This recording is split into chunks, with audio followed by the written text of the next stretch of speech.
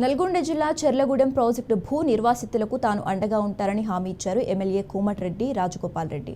R&R package రాని వారికి ఇప్పించే బాధ్యత తనదన్నారు. ప్రాజెక్టు వద్ద ఆయన వారితో మాట్లాడారు. కుర్చీ వేసుకుని 2 ఏళ్లలో పూర్తి చేస్తానని చెప్పిన కేసీఆర్ 10 ఏళ్లైనా పూర్తి చేయలేదని మండిపడ్డారు. చెర్లగూడెం ప్రాజెక్టు అనేది గత ప్రభుత్వం చేసిన తొందరపాటు చర్యల వల్ల నిర్వాసితులు రోడ్డున పడ్డారని చెప్పారు.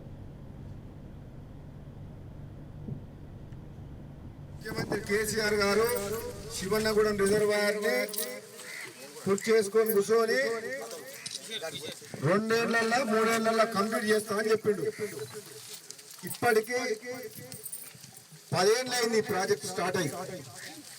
ఈ ప్రాజెక్టులకు నీళ్లు సొరంగం ద్వారా మహబూబ్నగర్ జిల్లాల ఏదుల రిజర్వాయర్ దగ్గర నుంచి అక్కడి నుంచి సొరంగం ద్వారా వచ్చి మన కాలువల వాగుల పడి కాలువల ద్వారా ఇక్కడికి రావాలి. ఇది నిండాలి.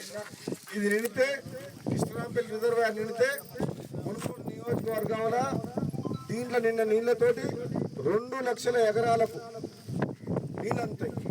ఆ ఉద్దేశంతో ఆనాడు టీఆర్ఎస్ ప్రభుత్వం ఈ ప్రాజెక్ట్ స్టార్ట్ అయింది.